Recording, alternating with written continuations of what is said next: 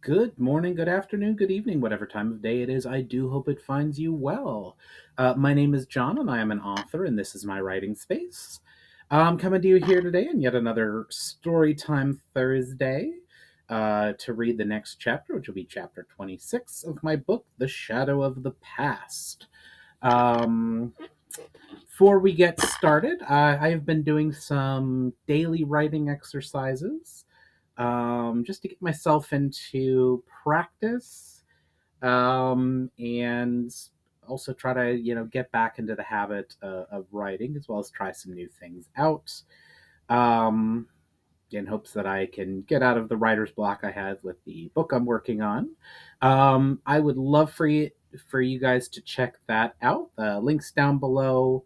And we'll also have the website URL at the end of the video, or I'll just say it now, it's johnholtgrief.com.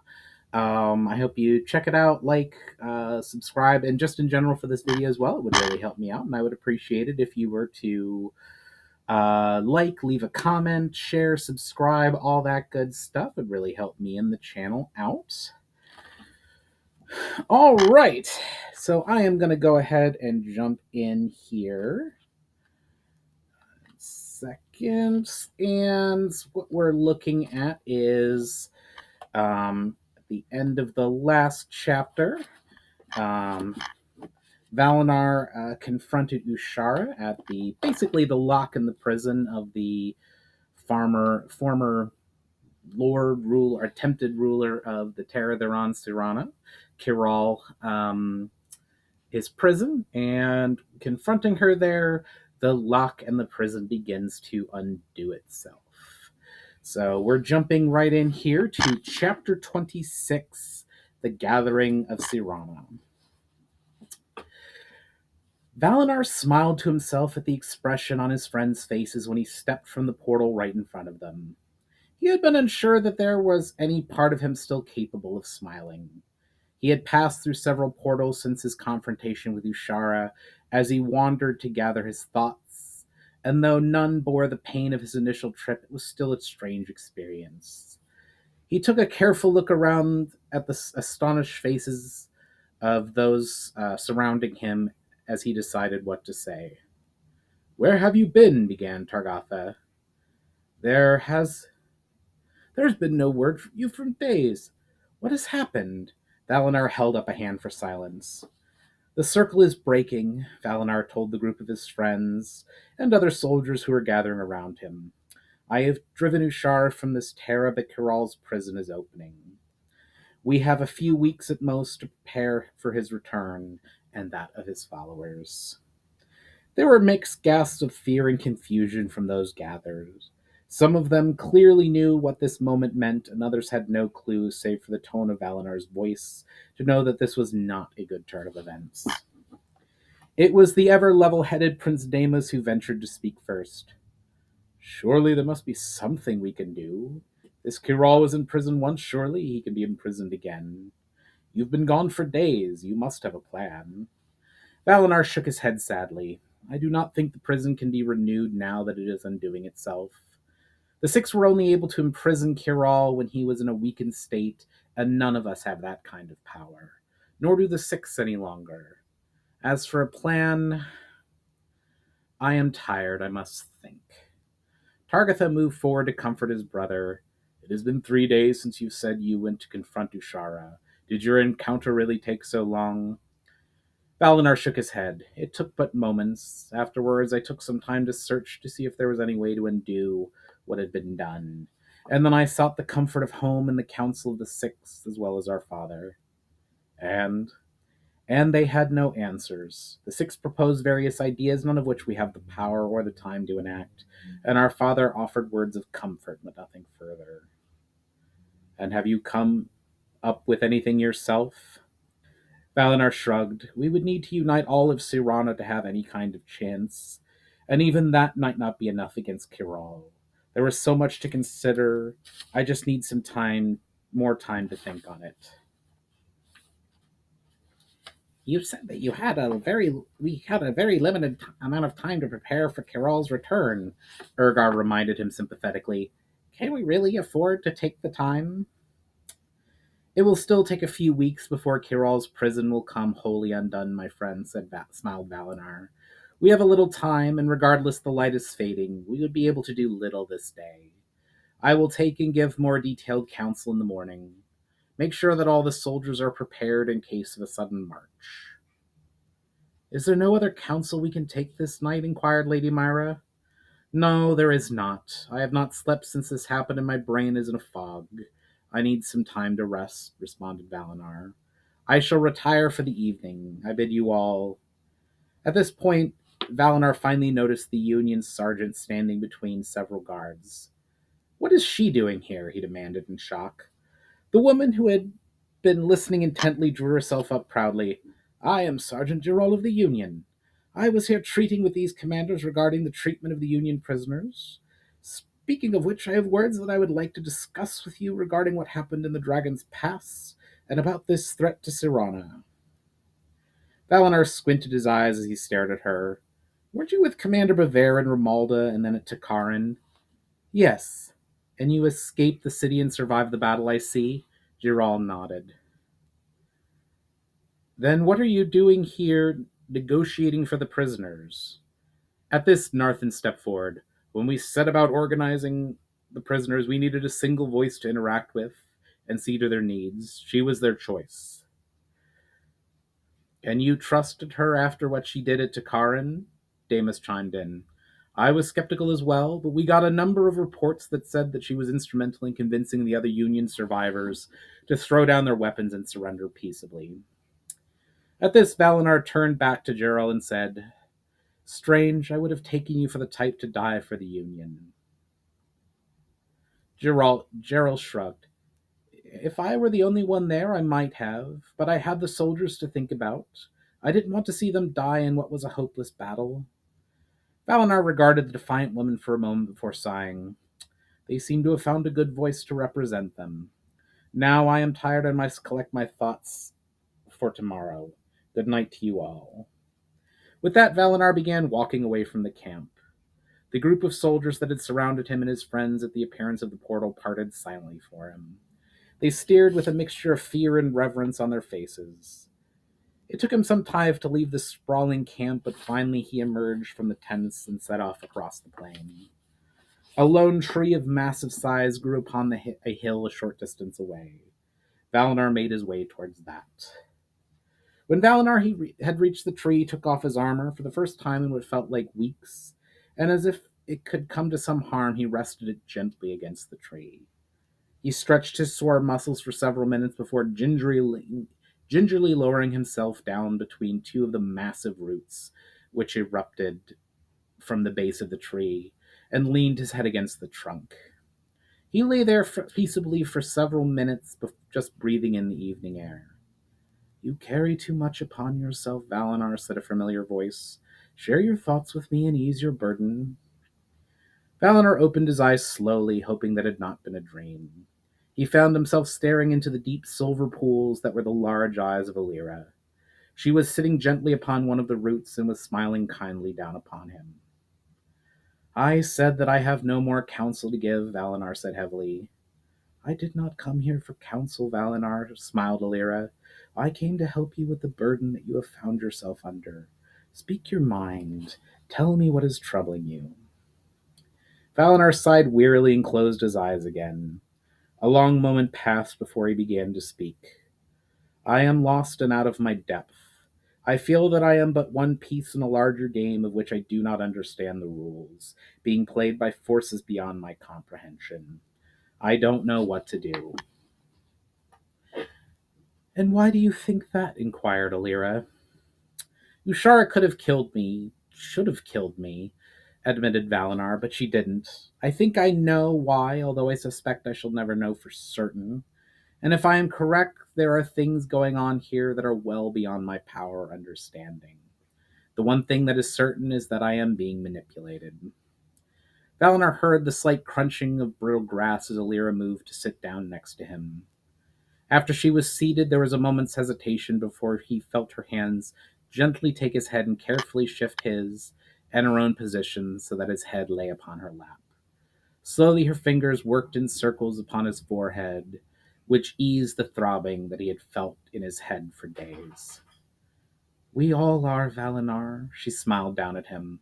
The books of our forebears tell of wonders and terrors in the universe, far beyond that which is found upon this one small Terra, and the greater always seek to manipulate the lesser, for reasons both good and bad. You are just a piece that has grown powerful enough to see the game.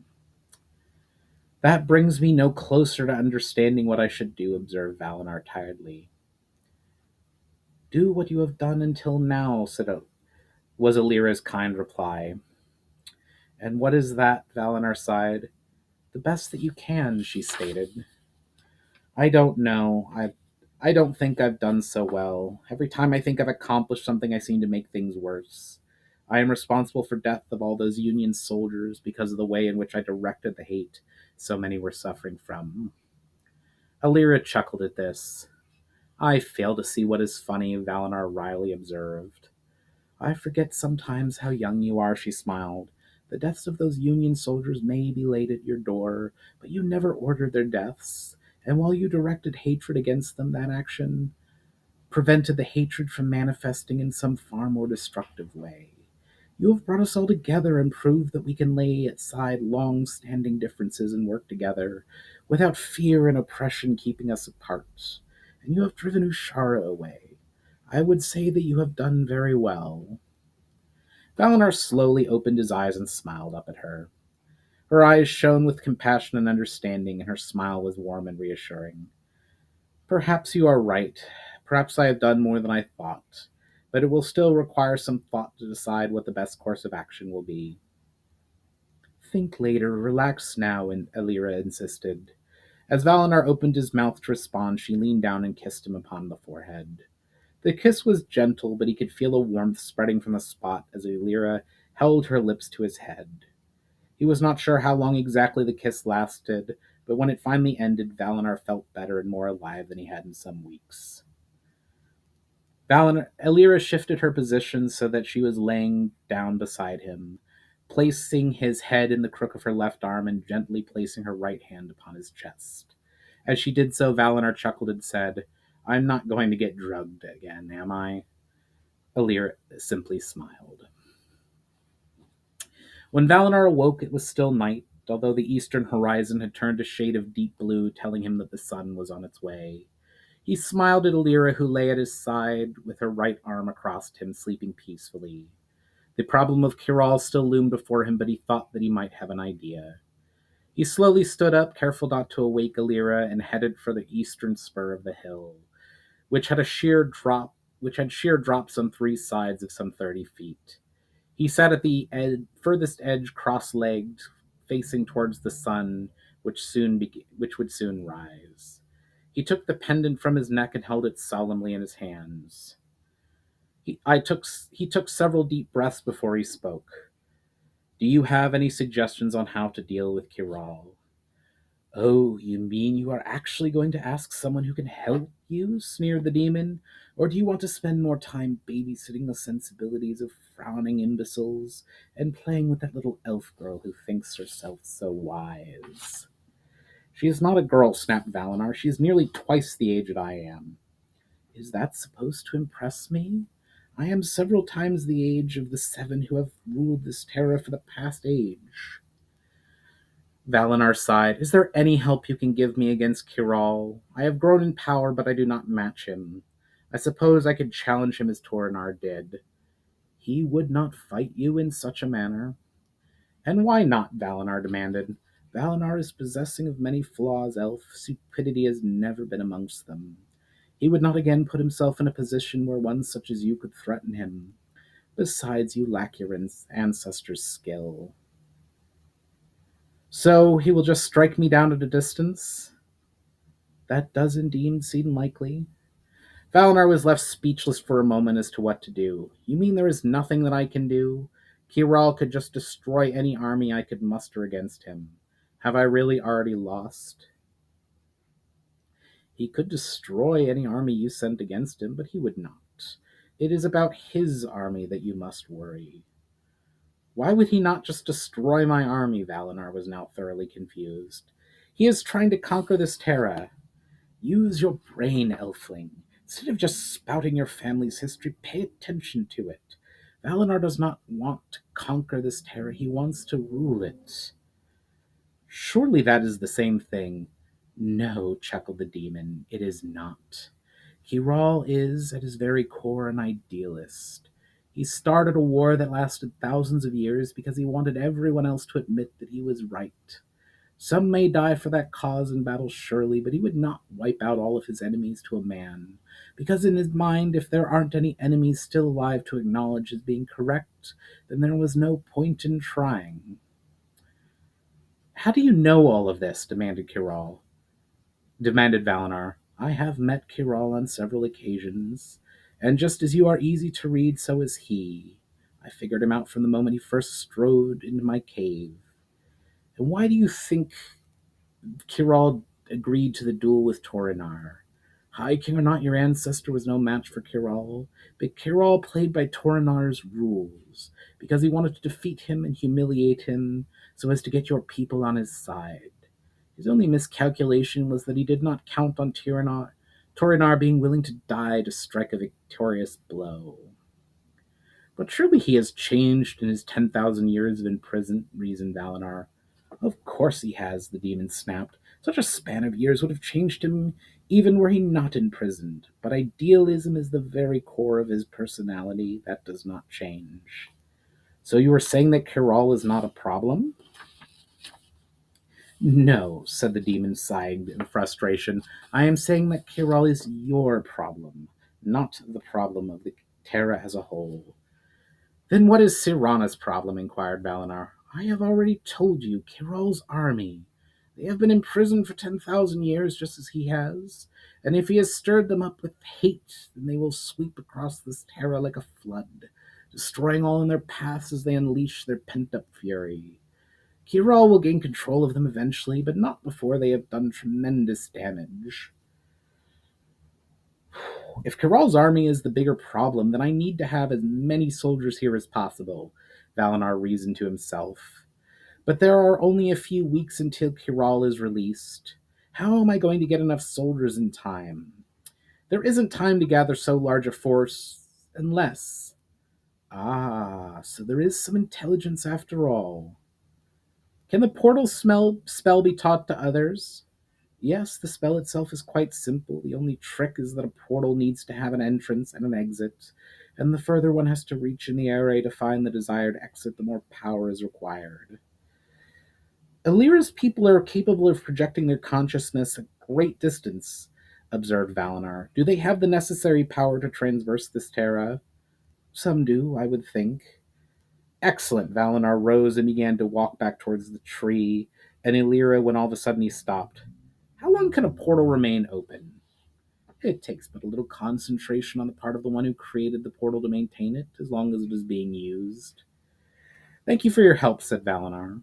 He was about to turn towards Alira again when he noticed a troop of soldiers hurrying towards him across the plain. The first thing he noticed was that there were 6 soldiers of various races, and between them marched a soldier who was still wearing the tabard of the Union. As they got closer, he discovered that this Union soldier was the same Sergeant Gerald who had been present the previous evening. She bore a look on her face as determined as his soldiers appeared. She bore a look on her face as determined as his soldiers appeared unsure of what they were doing. When they finally reached Val'inar, one of the leading soldiers, a tall female elf, took a step forward, gave a hurried bow, and addressed him. Val'inar, I am charged to bring you this prisoner to you. She was most insistent upon speaking with you, and Lord Tagatha ordered her brought to you. Val'inar returned the bow and said to the soldier, Thank you, before turning to Gerald. Well, Sergeant Gerald, how can I help you? He said with more coldness than had fully intended. I would speak with you alone, was the insistent reply. On that, Val'inar matched the human woman's gaze for a moment before sighing deeply, saying to his soldiers, Thank you for bringing me this prisoner, but we have some matters to discuss. If you would withdraw down the ridge, I will call you when I am done with her. But my lord, protested a gray-bearded dwarf, she is a prisoner. We must see that she remains under guard. Val'inar smiled. I do not think she means me any harm. can you be sure? And even if you are, what if she tries to escape? What is more, you are not yourself armed, chimed in a human soldier. At this, Jerel gave a sharp and derisive laugh. I have seen this elf in combat. I do not have the power to harm him or the speed to escape him. The soldiers were on the verge of protesting, but Val'inar raised a hand. I will be fine. You may withdraw without worry. With obvious reluctance, the soldiers withdrew some 100 yards away. When they were alone, Val'inar waited for Gerald to begin speaking, but all she seemed to be doing was sizing him up, as if she was trying to make a judgment about him. Well, he asked at last. This seemed to snap Gerald out of her thoughts. Sorry, I am trying to decide what to make of you. You worked so hard to undo the peace and unity that we offered to bring, and yet from what little I've seen of you, your goals seem to be the same. I do seek peace and unity, retorted Val'inar. However, unlike the Union, I think they should be a choice, not forced to the point of a sword. Gerald shot back, there will always be wars, but isn't the end result worth it? Val'inar sighed. Did you really ask to be brought here to banter ethics with me? No, I came here to no, I came here to ask you a very important question. And were you serious about what you said yesterday that there is a grave threat to Si'ranna? Yes. And that wasn't just a ploy to gain support for those that would oppose the Union? I wish that were the case. And you really believe the Union is under threat as much as anyone else? That would be my guess, replied Val'inar gravely. Gerald paused for a moment as if deciding something before saying, Then let me help. Let you help? Yes, if the threat is as great as you say, then it sounds like you will need all the help that you can get. Val'inar arched his eyebrow questioningly. I would have thought that you hated me. Gerald shook her head. No, I believe that you are a threat to the Union and what we are trying to achieve. But that was only because I believed, and still do, that what we were attempting was going to help the people of this Terra to live better lives. Val'inar considered her for a moment. Is that why you convinced so many of your soldiers to surrender? Giral nodded. Yes, I did not want to see them die needlessly, just as I do not want to see the Union, which still might bring good to this land, brought to an untimely end. And what can you do to help? I can help you convince the Union to aid you.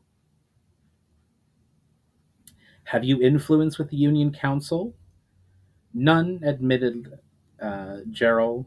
But even a single word in your corner, especially from one who has worked so hard to stop you, might be exactly what you need to convince them. Val'inar could not help but give a small smile at this. And I thought you would have asked to, and I thought you had asked to come here to question me about what happened in the mountain. Gerald grimaced at the thought. That was a tragedy, but your brother assured me that you were not even there. And as much as I would like to hate you for it, I have been a soldier too long to pretend that such things do not happen. Val'inar smiled awkwardly and nodded his head in agreement. Thank you. I will have the guards return you to the camp, and after I have a meeting with the other commanders, be ready to travel to Telmar to speak with the council. It will be a difficult road, said Gerald, as Val'inar signaled to the guards to return. Should I seek to pack provisions myself? Val'inar gave a knowing smile. That will not be necessary, and the journey will be quicker than you think.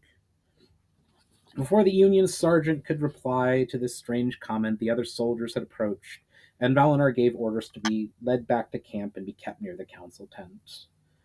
After watching the soldiers and Gerald recede quickly into the distance towards the camp, he turned and finally finished the walk to Illyra, and with a gentle touch on her shoulder woke her up. Illyra, gather your mages. There is something that I must teach them. They will have much work to do in the coming days. I will gather them immediately, responded Illyra, rising quickly. Is there anything else I can do for you this morning? Yes, replied Val'inar. Have Irain and a picked group of a dozen of his best men ready to leave as soon as the council, which I am about to call, is finished, and tell them that we will be going on a little journey. A journey to where? Inquired Illyra. Val'inar chuckled. To some place the others are not going to like. Minister Adran paced the vaulted council chamber within the castle of the city of Telmar. He was a portly man with a long russet beard going gray with years. His arms were clasped behind his back as he walked, as was his custom, with the deep purple robe he wore billowing every time he turned. His stern mouth moved constantly, as if he were chewing upon something while he thought. It is not like General Fennell to go so long without communicating, repeated the squat and toad-faced man in plate mail sitting at the long oval table. Yes, General Craith, sighed Adrin, so you have said several times now. It is worth repeating, Minister, snapped the frail and ancient mage sitting across from the general. The last message we had from our army was to report that moving in onto Karen. That news is nearly 2 weeks old. It is not time to panic, gentlemen, Adran reminded his colleagues. It would have taken even a man of Fennell's skills several days to take that citadel, and that being the case, he is only a day or two late at the most. I still think we should begin forming another army, insisted Craith, pounding the table for emphasis. Prudence demands that we prepare in case our army was defeated. Always the pessimist general, smiled the young raven-haired man who stood near the door of the council chambers. Show some faith in your men and the vision of Oshara. And what do you make of the portents that have been reported in the past days, and the strange shift in the elements? Mused the mage. What could possibly be strange to a mage? Craith said with a derisive laugh. Adrian smiled but said with some seriousness, Have you heard any word from Ushara? There are certainly some things that we could use her guidance on. She has said no word since she departed on what she called her great task, admitted the young man. That is worth pondering, Minister Adrin acknowledged. She seemed distant and distracted ever since she returned from her last journey to spread her vision. She spoke dire warnings about a high-born elf and demanded all the records we possessed of the ancient times. I fear there is something that she is not telling us. Speak not ill of Ushara, insisted the young man. She has done great things for us and will continue to do so for those who stay loyal to his vision. I still wish we had more information, repeated Craith. Adrin sighed again. These are all important matters, but these are not the only matters I have called this meeting to discuss. General Craith, what is the report from the Romaldan frontier? The toad-faced general puffed himself up with importance as he explained. I have received word from General Linara that our forts are well manned, and we have 2 legions free to check Romaldan moves. She reports that the Romaldans have made several aggressive probes against our defenses, all of which have been driven back with minimal loss. Adra nodded at this. And has Linara made any moves herself? What did she say of the Romaldans' defenses? She sent that she has made 2 moves to test their defenses. Their fortresses are well defended, and they seem to have 2 battalions under Knight Commander Fran to counter aggression. Were her losses heavy? Craith shook his head. No, although the second time she sent several squadrons to see if she could sneak past their defenses near the coast, Iran almost caught her in a trap, although she managed to escape after a brief skirmish. Does she say anything about where the rest of the Romaldan army is? Even for the Romaldans, it seems like they have a few forces along their border. General Linara said that even if the Romaldans are planning something, that she has enough forces to check their advance, even if they try to march around our fortresses. However, she requests that at least 6 legions of the soldiers we are training be allotted to her in the spring so she can punch through their defenses. Adrian was about to respond when the raven-haired man butted in. 6 legions? But what about the needs of the fleet? Romalda itself can wait, but the danger of its fleet cannot. Adrian had to admit that he had a point and turned to Craith. What exactly happened? I thought it was made extremely clear to General Gelith that he was to make sure the Romualdan raids did as little damage as possible, but not to engage their fleet in the open sea until we could build more ships. Craith squirmed awkwardly in his chair. Geleth insists that only a small raiding squadron was moving in on Turnok. So he sent a squadron to deal with them when several other Romualdan squadrons appeared to support. It was only when he committed the bulk of his fleet that he saw that the entire Romualdan battle fleet was moving in. Mirak, the raven-haired man, laughed. So at best he was tricked, and at worst he is willfully ignoring our rules. Adrin admitted, "That does seem likely. How many ships did we lose?" Craith's hand pounded the table. "Too many. But it isn't the ships we'll miss. We have wood aplenty. It is the experienced sailors." Which is why I thought which is why we need those fresh troops to reinforce our navy, added Mirak to Craith's obvious approval. Adrin thought for a moment before saying, "We shall await word from Finel, but if our southern campaign goes well, we should have recruits enough for both the army and the navy next year. Tell Lenara, tell Lenara that she will have to make do with 4 extra legions, and have the rest begin training for naval service."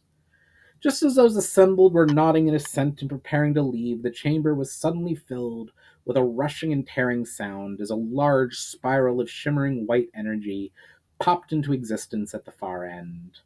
From it strode a very tall elf in ornate battle armor, followed by a dozen others in brown robes, carrying staves with numerous small crystals embedded in them, and one large crystal affixed to the end, and one unarmed woman in the garb of one of their own sergeants.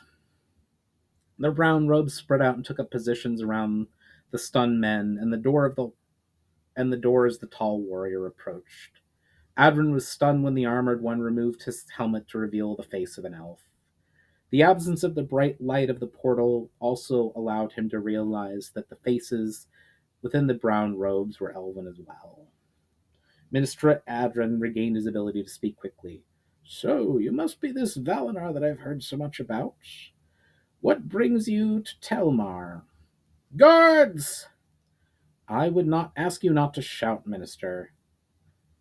Adrin supplied the Union sergeant as Val'inar calmly turned toward the dozen soldiers that burst through the door of the chamber.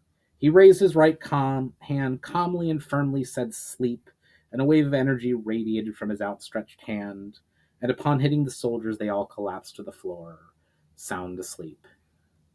"As it will do little good, and I assure you that, despite what you're probably heard of me, I am not come to harm or kill anyone." Adrin did not take his eyes off the slumbering soldiers as he responded, "Then why have you come?" "To make a proposition," replied Val'inar.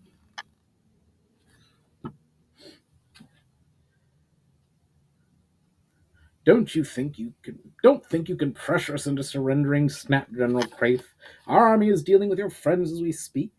Even if you kill or capture us, that will not stop our army. Our army will crush you. Our army doesn't exist anymore," said the sergeant with a somber tone. "Those of our force that did not surrender are dead." "Why should we believe you?" queried the young man. "You are in this elf's company. You must be a traitor to the cause of Ushara." "Traitor?" Please dismiss the sergeant. "I am Sergeant Jarrow, former adjutant to the late Commander Bever, and I am more loyal to the dream of the Union than many of you." "Then why are you here with our own sworn enemy?" demanded Adrin calmly. "I am here to convince you that despite what differences we have, this elf's is goals are not so different from ours, and there is a greater threat to us than his." General Craith rose in anger and slammed his fist onto the table and shouted, "Before I have another word out of your mouth or this vile elf, I demand proof that our army is no more." "I bring you the helm of General Finel," the elf responded calmly, producing the intricately crafted helmet Ugh, that could only be the property of their general. The young man stammered for a moment. And what does it matter if you speak the truth? You destroy one army, we shall raise another. Ushara will see us through, and she will see to you. If you know anything of Ushara's origin, then you should know that she is not allowed to kill me, replied the elf calmly. Besides, she has left this Terra, and it's Besides, she has left this Terra, and it is unlikely that she will ever return. As for raising another army, that is the very fact that I have come here today. I want you to raise another army. She, the raven haired youth, was in furious disbelief. Why should she leave us all alone? She promised. She left you because she fulfilled her mission here, said the elf calmly, and regardless of what she told you, her purpose was not to help you rule. And what mission is that? Inquired Adrin. I must at least I trust at least a few of you have heard the name Kyral, countered Val'inar. Yes, replied the mage. It is an old legend. He was one of the powers that ruled this world in the ancient times. The Myriad said that he was imprisoned many thousands of years ago. It is no myth or legend, was Valinar's response. Kyral is real and is imprisoned some 10,000 years ago. Ushara has been working to free him since she arrived upon this terra. Now that she has succeeded, there is little reason for her to stay. Say we believe your dreams that Ushara has left us and our army has been defeated, said Adrin evenly. Why do you wish us to discuss? Why do you wish us to raise another army? Could it be that your former allies have turned you? Far from it, the elf smiled at him. We need every soldier if we are to have a chance to stop the armies of Kyral when his prison opens. And why would we help you? Kraith shot back to the elf. Why not side with Kyral against you? Perhaps that is what the Union originally intended, replied Val'inar, but my actions forced her to accelerate her but my actions forced her to accelerate my plans. Kyral and his armies will have no interest in joining with anyone, and if we are defeated, they will have no need. They will simply conquer you when they are finished with us.